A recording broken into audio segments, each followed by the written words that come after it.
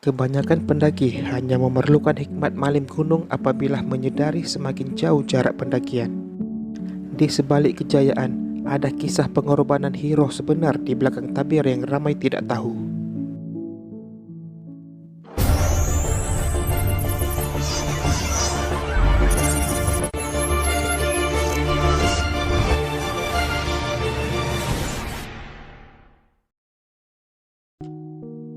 Di sebalik kegairahan pendaki menawan puncak Gunung Kinabalu Sabah, yaitu antara puncak tertinggi di Asia Tenggara, terselip kisah kepayahan hidup yang terpaksa dilalui ratusan malim gunung atau penunjuk arah atau lebih dikenali sebagai juru pandu yang sentiasa bersedia memastikan impian setiap pendaki tercapai.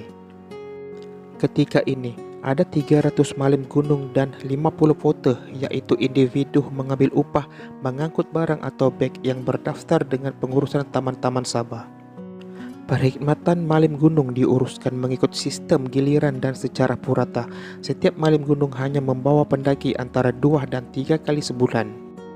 Jika jumlah pendaki menurun secara drastik pada bulan tertentu, sudah pasti ia memberi kesan kepada mereka yang sebahagian besarnya bergantung hidup sepenuhnya dengan pendapatan sebagai malim gunung. Malim gunung merangkap anggota Mosar bertanggung jawab membawa turun pendaki yang cedera untuk mendapat rawatan di hospital. Difahamkan, semua malim gunung kecuali yang berdaftar di bawah ejen seperti Amazing Borneo tidak bergaji tetap. Namun, ada juga malim gunung yang tiada langsung pendapatan tambahan, yaitu hanya bergantung sepenuhnya dengan giliran sebagai juru pandu. Perkhidmatan sebagai anggota Mosar yang dibayar allowance sebanyak RM6 sejam juga dilakukan hanya 2 atau 3 kali sebulan. Ini bermakna hanya 6 kali dalam sebulan malim gunung melakukan pendakian ke puncak. Kesanggupan malim gunung menjadi porter disebabkan beberapa faktor. Antaranya ialah masalah penginapan terhad di laban rata atau kini dikenali sebagai Panah Laban. Lebih daripada itu, malim gunung juga berperanan sebagai pengawal, khususnya yang kali pertama cuba menawan puncak merasa selamat. Lebih-lebih lagi apabila mereka pantas mengawal keadaan, baik membabitkan emosi pendaki maupun aspek keselamatan dan kesihatan pendaki. Justru tidak keterlaluan jika dikatakan malim gunung bukan sahaja berperanan sebagai juru pandu, tetapi juga ibarat pengawal pribadi.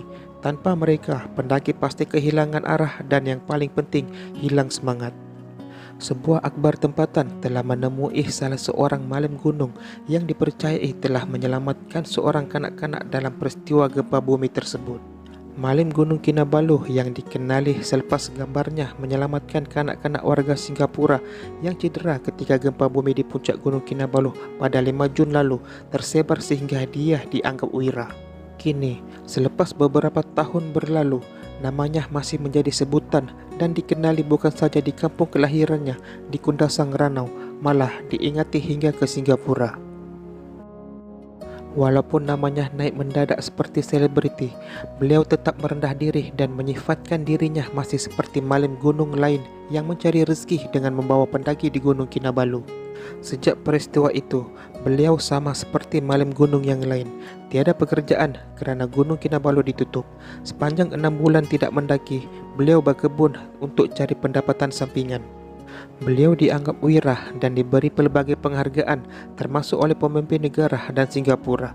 Selain ditampilkan sebagai ikon kebanggaan negara ketika sambutan Hari Kebangsaan di Kuala Lumpur pada 31 Ogos lalu.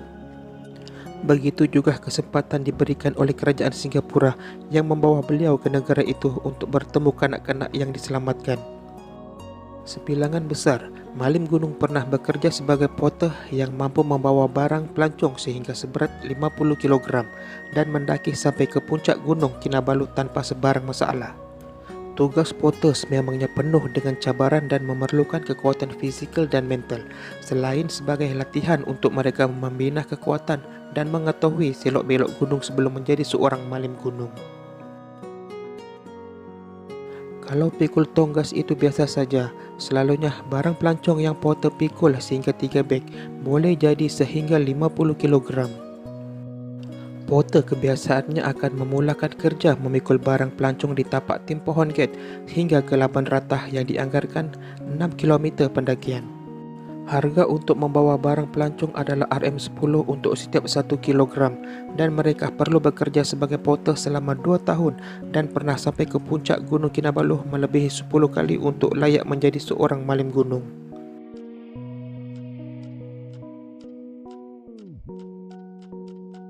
Sekian, salam hormat.